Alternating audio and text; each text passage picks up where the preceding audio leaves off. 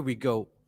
Welcome to the seventh episode of our coffee podcast, where we don't talk about coffee, but we drink coffee and we talk about whatever we want because this is our show. Okay. This is Goober Studios, and what a wonderful time it is to be alive. It is 11:25 a.m. on a Tuesday morning. Is it Tuesday? No, it's a Wednesday. And today I'm going to be talking about my third online venture that I've ever started. Now, yesterday I told you about my gaming niche in Dota 2. And remember the mods I did? The mods that made me the $2,000.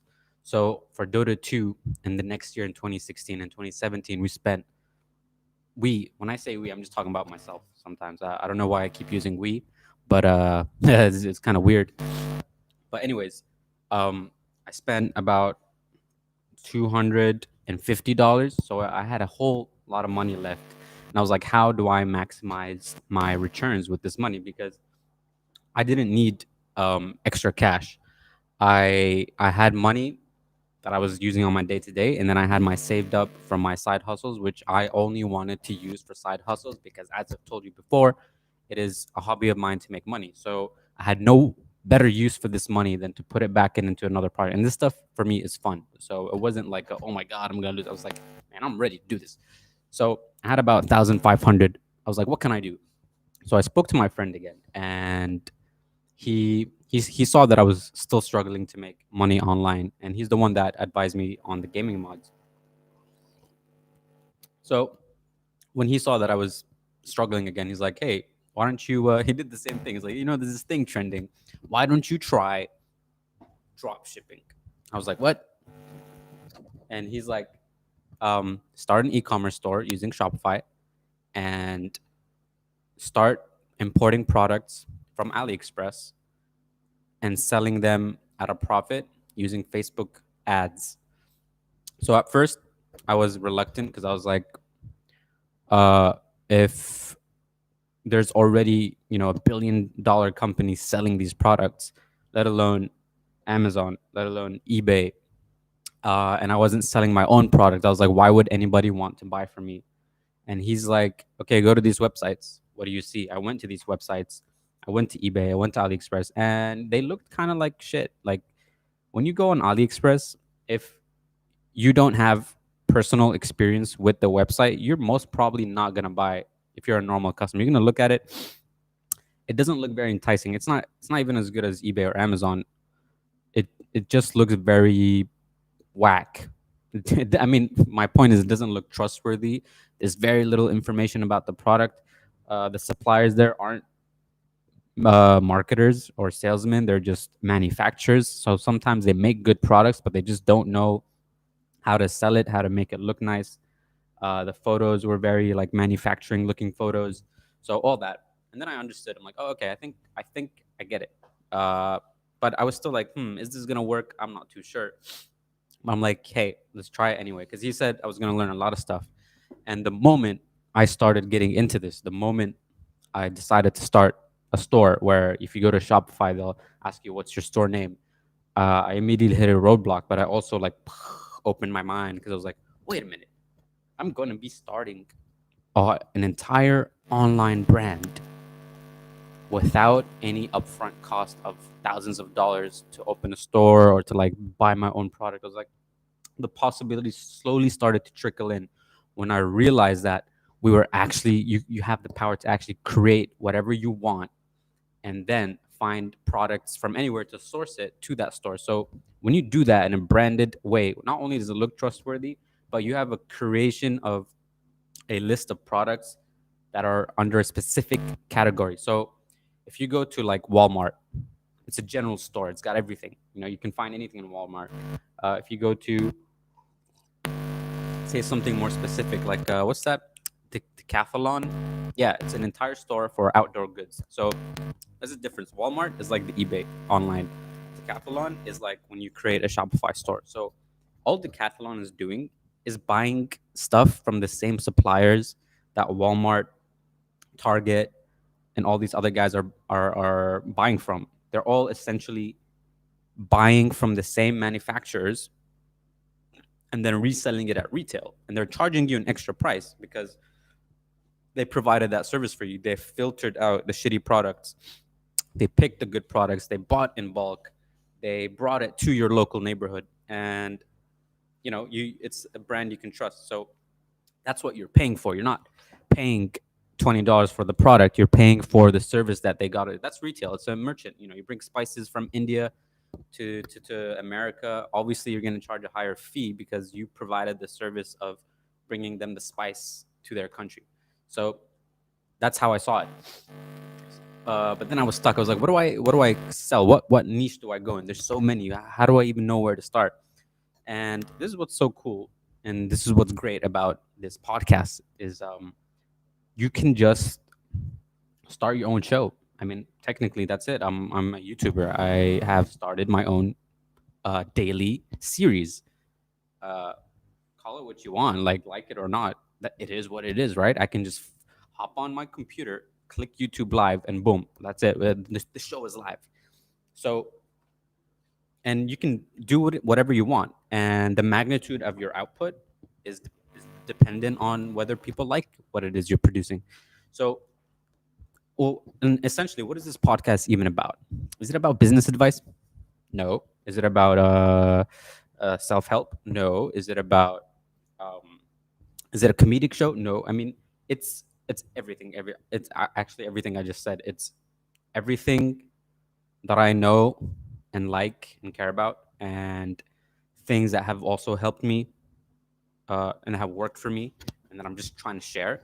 It's also just showing the journey and the falling in love with the process and realizing that it's not the end goal. There is no destination. There is only the journey. Because when you get what you want, you find yourself like just there, like in your head, you're playing out this huge like euphoric and what do you call that, serotonin and explosions and dubstep in the background. But when it's happening, it's just like this. You want to do a cool experiment? You want to know what it feels like to be rich? Just take a second. Notice how you feel in your body right now. Okay. Just, scan your body.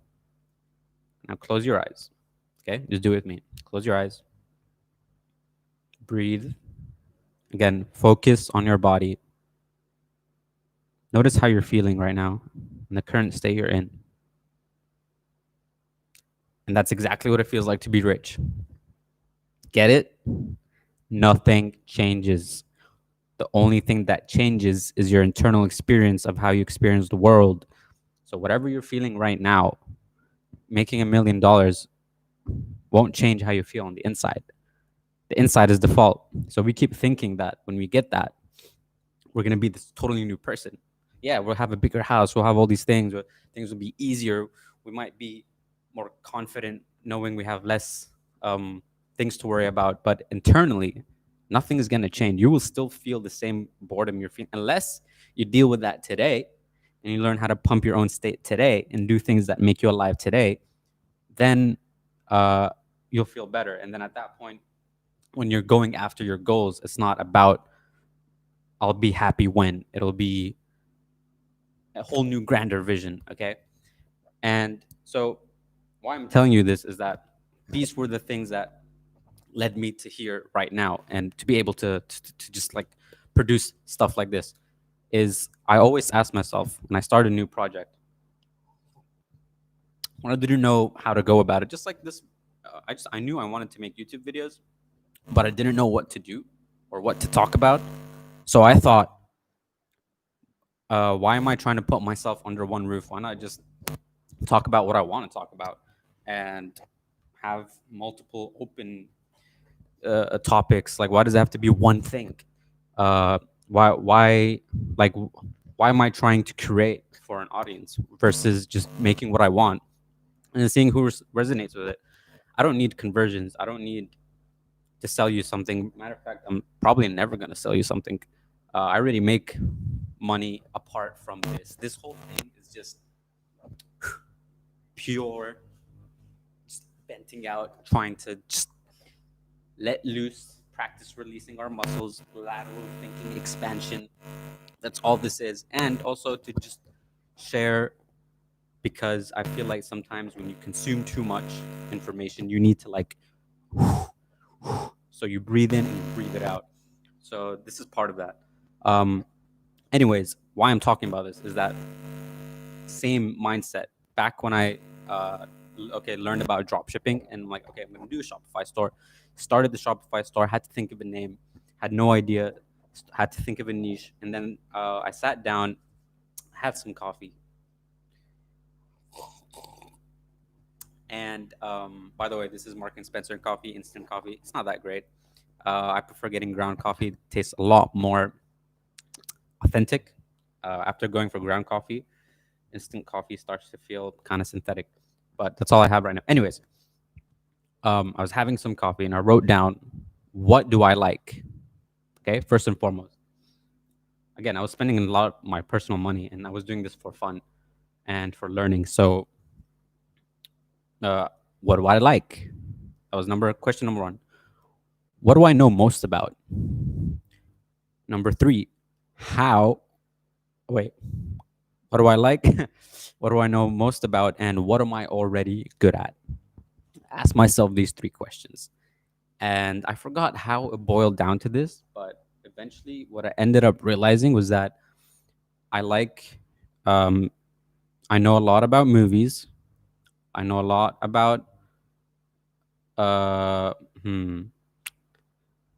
Yeah, I don't remember my thought process. I just remember these were the three questions I asked myself.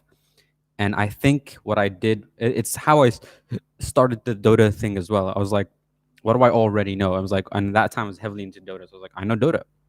I know Overwatch. Overwatch didn't have anything that I could sell. Dota did. Back to my e-commerce store, I thought, what do I know? What am I good at? What am I interested in? I was interested in movies and shows. I was interested in art, creativity, sales. What did I know most about at the time? Well, after 2 years of dealing with a lot of customers, I knew great customer service. So I was like, how do I combine arts, customer service, and sales into a machine? And what I ended up coming up with, so I started going on AliExpress and looking for things that, oh, this is what happened. Oh my God, I remember now. So my Shopify store, the first name I came up with was Warehouse Mugs.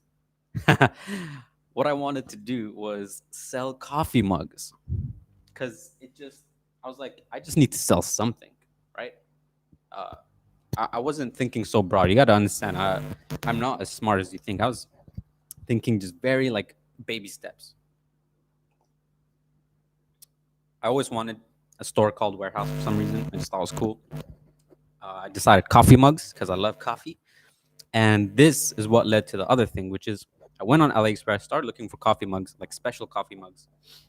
And I found this Darth Vader coffee mug. It's a Darth Vader head. I'm sure you've seen it.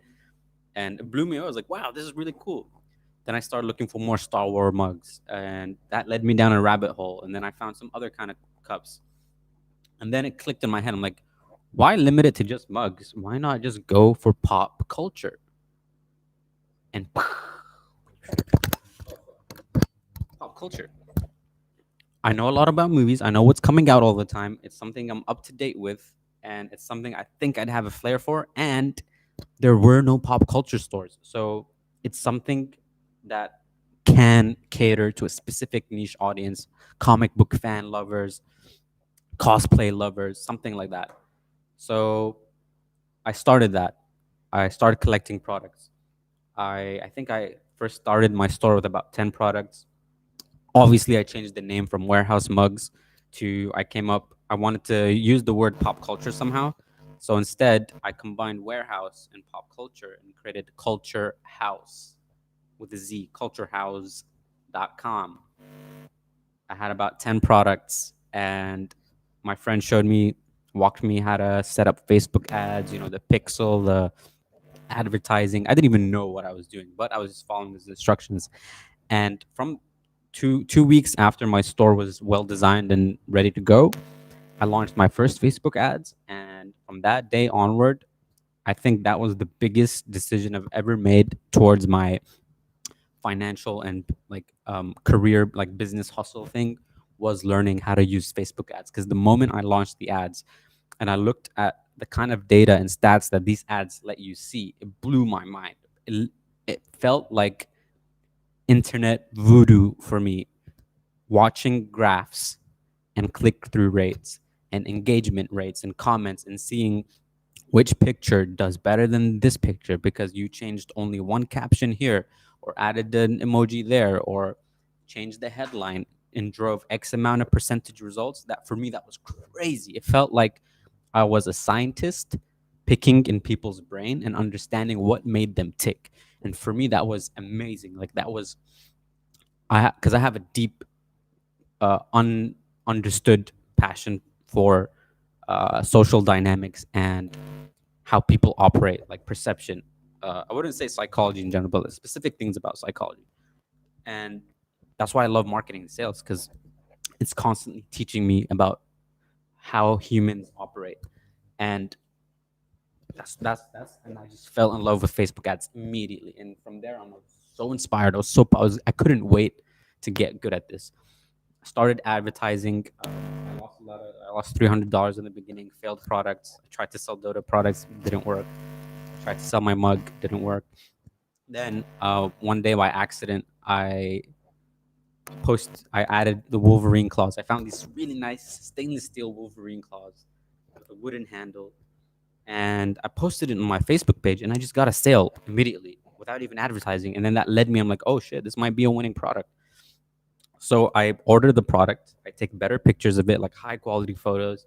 I write an awesome, landing page, yada yada yada. Start advertising. I spend about 5 months trying to push this Wolverine product because at the same time I didn't know what I was doing, and my friend that was teaching me he's halfway across the world and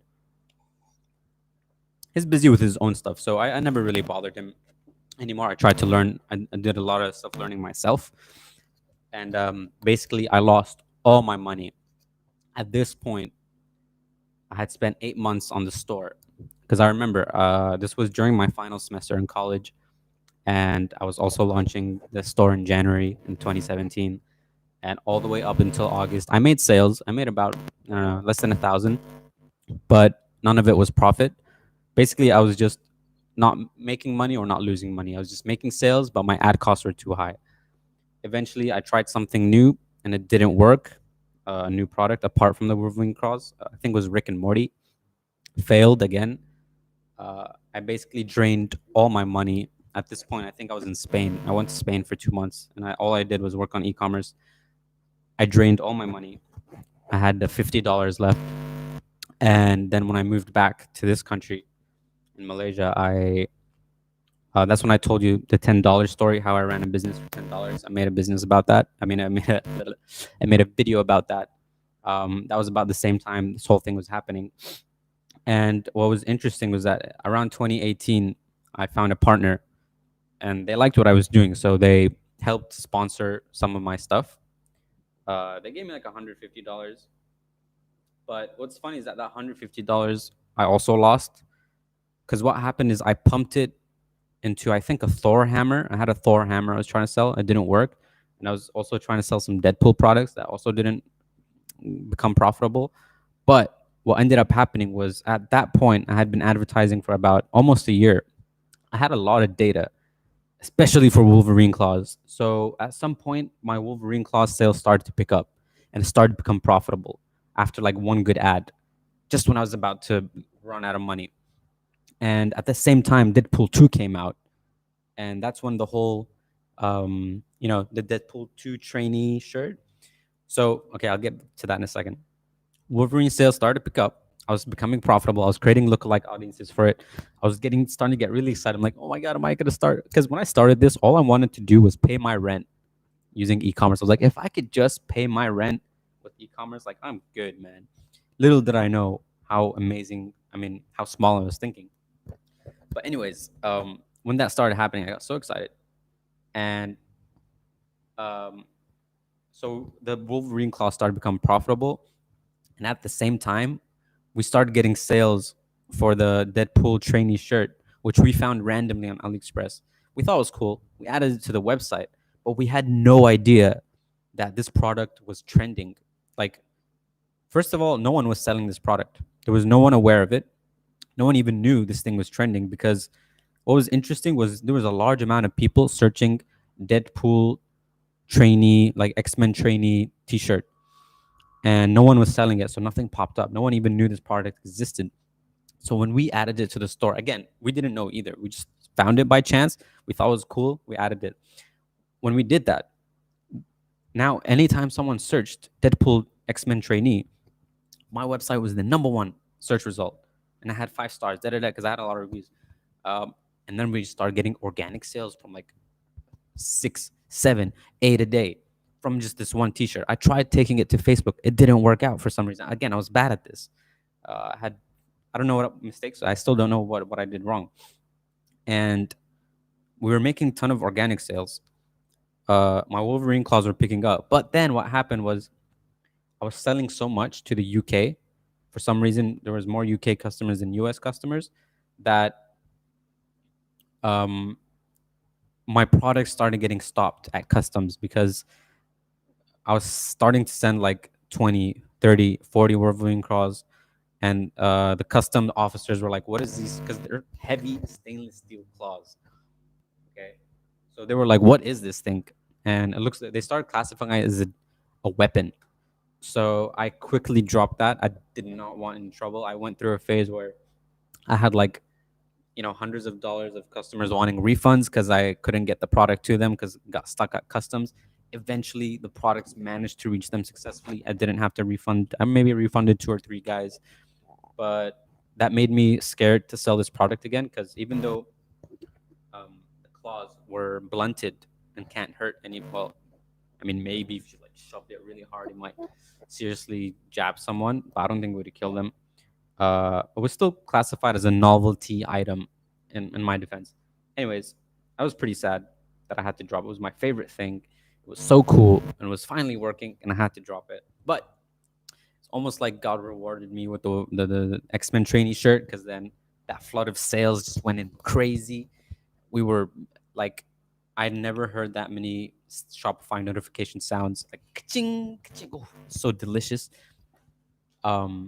That picked off for a few months, and I didn't even advertise. I gave up on Facebooking it because the costs were too high, and I just let organic sales come in. I increased my price, still made more sales. It was like 60 to 80% profit. It was crazy.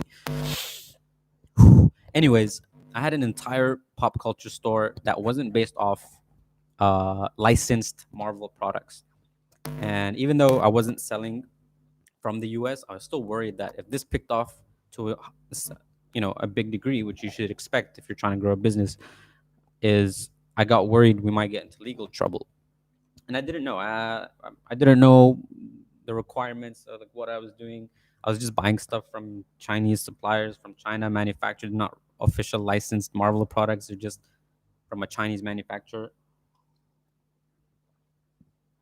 I never claimed they were licensed Marvel products, so I never lied to anybody. But I was worried, and what I did instead was like, okay, you know what? And this was coming close to end of 2017, and I was already thinking of no wait, this was already end of 2018. I ran Culture House for like a year plus. I was like, I'm ready to move on to something new. I wanted to focus on a continuity product. Number one, I wanted to focus on something that helped the environment. So I was like, maybe I could transverse my e-commerce into eco-friendly products. I didn't know how, but that's what I was saying. I was like, you know what? Let's sell this. Let's sell this store. Let's see how much I can get for it. Listed it on Shopify Exchange. What was funny was that in the beginning, I tried to sell it for $2,000. I got a lot of inquiries, but nobody wanted to buy it. They were too skeptical. They were like, I don't know, like, can you make it cheaper? And I was like, you know what? No, I worked way too hard and I put a lot of effort. Trust me, I wouldn't know how to explain it to you. I wanted it so bad. I learned so much, a lot from Facebook ads and e-commerce dropshipping. It taught me everything that I know today. I dealt with customers. I knew how to make people happy. I knew how to take someone from Facebook, drive them to a landing page, and get them to whip out their credit card to buy something that they don't even need. It's Wolverine claws, man. That's just, you can't even use it. You just put it on display. And I was charging like $70, $100. People would buy two or three sometimes. It was crazy. Eventually, I got fed up with all these customers. I mean, all the leads trying to buy the website, asking for discounts, because I truly believe it deserved more than 2,000, but I was giving a sale because I wanted a quick buyer. I got pissed off. I changed the price to 5,000. Got way less inquiries. But then one store contacted me. He's like, "Hey, we're interested in your website. We'll give you 4,000 for it. Are you interested?" And they were a business that buys websites, improves them, and then flips them. I'm like, sure. Sold it in the next 2 weeks. Made an extra $4,000. So the collective from summer 2018 to the end, we made about like 9 to 10,000 sales. Sold the website for 4,000, hence the 14K. It was incredible. I took a good cut from that. I gave some to my partner, and we also kept a certain amount of capital for our new venture, which is this new store called Natural Selection, which is about avoiding pending doom of climate change. Eco-friendly store, and we called it Natural Selection because natural selection favors the adaptable, right? It's not the strongest species that survives, but it's the one that can adapt the quickest. So we're like, okay, if we make a store for alternative lifestyle, then this would be perfect, calling it Natural Selection. And then, so we took the money from Culture House. We started a new store, which I'll talk about tomorrow, as that's my fourth business venture. I think maybe there's more, but I mean, these are the major ones that contributed a lot to my preference experience. And all that money from, I mean, like I said, I took out a big chunk of that for myself. I immediately took that money. I invested a certain amount into cryptocurrency at the time, something I still do, something I'm very passionate about. Don't tell me about how it's a scam or like what your thoughts. I mean, I get it, and I know I've been there. I've read it all. I'm in the field. Okay, I've been in it since 2016. I know exactly what I'm getting myself into. I know the risks involved. I just don't care. I like it. It's fun. I I don't think people understand when I say don't care. Sometimes I act like I really mean it. I don't care. I'm not. It's like I'm looking for ROI, but at the same time, I'm just having fun. Like I'm just doing what I want. All I've ever wanted is to have like screens around my computer desk and like graphs and like, oh, I look like so cool, like dubstep. That's all I wanted. So I just did that. It doesn't matter if it's not like I'm just doing it. And I'm playing the dubstep. Just so make your life into a movie, dude. Anyways, hope you're enjoying yourselves this far. Um, Sold the store. That was the biggest one transaction I've ever made. So initially it was that $1,000 that we made from the Deadpool shirts, and the second biggest transaction I ever made was selling the store for $4,000, and that quickly expanded my mindset, because for the longest time I always thought money was like this progressional thing. You make X amount today, then you can make X amount today versus like a big jump. So I wasn't making $1,000 a day consistently, but just one of these days I just sold the store and I made 4K in one day. So I was like, oh, there are ways to make exponential, but by just being the right thing. Be a bulk distributor, sell a property, there's a lot of different ways. So that was an amazing experience. One of the biggest takeaways that allowed me to succeed in Culture House was customer service. It wasn't a pop culture store. It was a customer service store. People just loved the way I spoke on the website. They loved the style of the copyright. They loved how I dealt with, like, I used to get so many compliments through our email because I would answer each email personally, and I'd help them out as much as I could. If they had a problem with the product, they didn't like it, I'd give them their money back. Like I was in love with talking to customers. It's one of my roots. It's where I come from. Again, it's from Skype. It's from organic growth hacking and forums, and it's part of social dynamics, which is something you've heard me talk about a lot. I haven't made any videos about it, but I'm gonna get to that one video at a time, guys. Coffee, man. Coffee and water will solve 50% of your morning problems. So fast forward, uh, I sold the website, started a new one, and this time I actually had more capital than what I initially started with. So I was so happy that here I am 2 years later. So we did the mods, right? We made money, found a new venture, started making a little more money. I mean, it was a long process. So as I was doing e-commerce, I was also doing the Dota 2 stuff and still doing. Then we lost money. And then we made it back, boom, more than what we ever had. So we dipped real hard, lost everything, and then all it took was one win to just right above than where we started. So that's crazy because it's like what I wrote down. I wanted to take my mod money, fully put it in, and make back more. It took a year, 2 years almost, but we did. Eventually, we did make a lot more than what I invested. So within these 2 years time frame, I lost maybe like 20, okay, maybe $5,000 in total, but then we made back 14,000. So at the time when you're in it, you think you're losing, but then when you hit that win, you hit it so big that it made the past 2 years profitable. It's crazy to hammer into your mind like that, which is why every time I make money, I just put it, I distribute it, I spend it, I put it in places, and I'll lose everything, which is why I'm always broke because every time I get money, I just flush it out immediately before I have a chance to consume it. I always do take a little bit, mind you. I always do take a little bit to treat myself. I think that's important, but majority of it, 80%, would go back into my projects, and I'm always broke because of that. But I'm hoping that if I keep doing this long enough, for maybe another 10 years, if I can just be patient for until like I'm 30, 32, or 35. I mean, like I said, I'm doing what I want. So I'm quite content as long as I'm not in danger, as long as my health is good, as long as I'm not stressed financially. And then I have no problem waiting for the big cash out.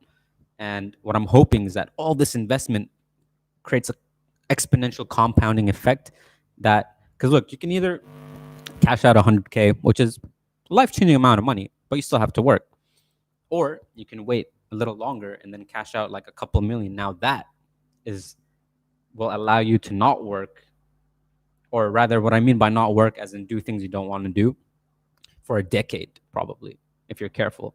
So that's what I'm looking for. I'm I'm reserving the harvesting for later.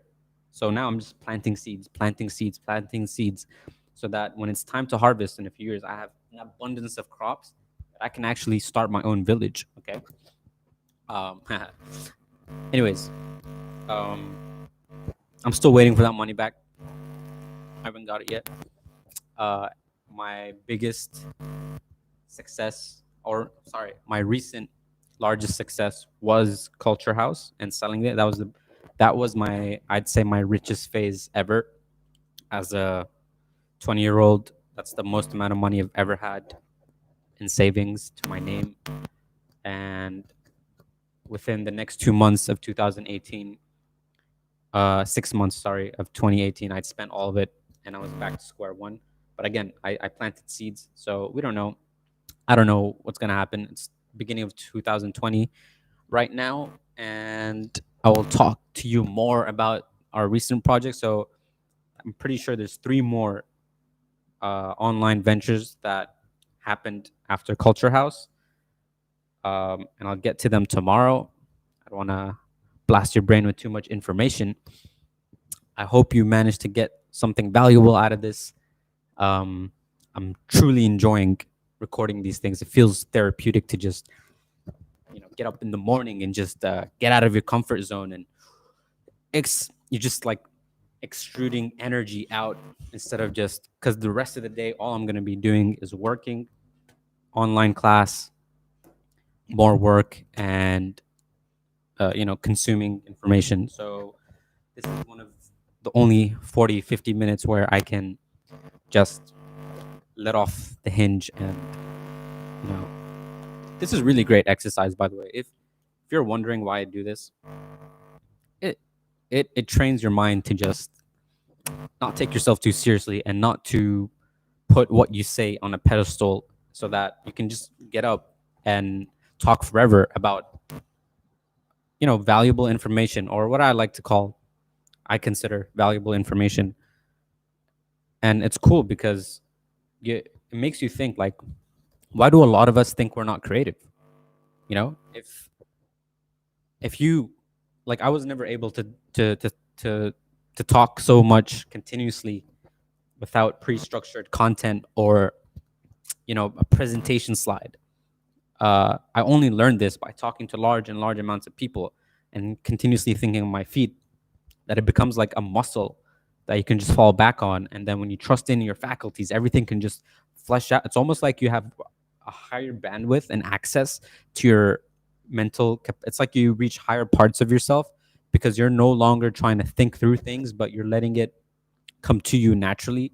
And it's weird. It's almost like you're in an airplane, and your brain is the co-pilot and you're the pilot, and then you're about to fly, and you're like, okay, brain, give me the manual, we need to fly. And your brain's like, no, no, no, no, I'm not giving you the manual, just pull over. And like, brain, I need the manual now. By the way, the manual is like the way to do it, right? And people can't do this because they're like, well, I'm gonna run out of things to say. But your brain has the manual already, but he's reserving it from you because he's afraid of the takeoff. But then if you're just like, bro, we're taking off, we're about to take off, as soon as you start lifting off the ground, he's gonna throw you the manual because your brain doesn't want you to die. So if all it does is try and preserve and lessen pain, and for whatever reason, in our current society right now, the way we've been conditioned is we think that we need to say the right things all the time, or that, which is why we can't talk on forever, because we're in our head trying to narrate what we're supposed to say and say the right things. I'm not saying you shouldn't consider what you say.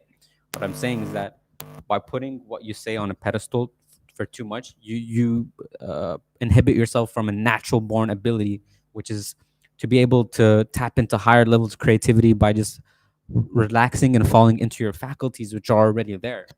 And that happens by just going off the hinge and trying to just let loose. You really need to know how to let loose. And I wouldn't know how to teach this to anybody. I would say just practice. Just keep on practicing improv. Freestyle rap helps a lot. I like to freestyle. It gives me this kind of capability. Again, I go to a lot of social events where I talk to people. I presented a lot of things. I get up and I present on slides, and the way I always present slides is in bullet points, and the rest I just go on my own words, and I try and just connect with the people there. And if you can do this long enough, at some point you'll get so good, and this will become such a rare skill. Like when you can talk for 40 minutes without editing. Now, don't get me wrong, I would love to edit these videos. I would love to throw in, little funny clips, and music is a big one for me. I love audio. I'd love to make a higher production quality, but you know what? 30 to 40 minutes a day is all I can put in. And if I can post every day within this time frame without having to do that much editing, all I got to do is just go live and then publish a thumbnail, which takes me like 10 minutes. And that's it. Because I can't afford to spend 5 to 7 hours editing. Like, I have so many things to do that creating content for something like this is not practical. What's practical is what I'm doing right now, is going live and just going on a rant, because one, it's better than nothing. Two, it lets me self-actualize my ideas and cement them, and gives me even more foundation to create better content in the future when I do have the luxury to spend 5 to 7 hours a day editing. Because right now this doesn't make me money. I'm not even trying to make money from this. I already make content for a living, for other people, for clients. So that's where 80% of my time goes. The other 20% goes into my side hustles, which, again, we need this money. We got to get rich. Okay. This has to happen. We have to get rich. It's not a dream, it's a necessity. Because how else are we going to be able to create projects that truly change the world? You need money. Yeah, you can ask people for money, sure, but you still need the experience. So, and also I want to feel fulfilled in e-commerce. Like, I'm not letting go of e-commerce till I master that shit, man. Until I'm like goddamn kingpin in e-commerce, I'm never letting it go. You understand? I'm not there yet, but I will. And when that happens, we're gonna look back at this video and be like, God damn it, damn. So this is Goober Studios checking out. Thank you so much for tuning in, number one live viewer over here. I appreciate you. Thank you. Again, I'm gonna see you guys in the next one. I approve this message, and peace out. We all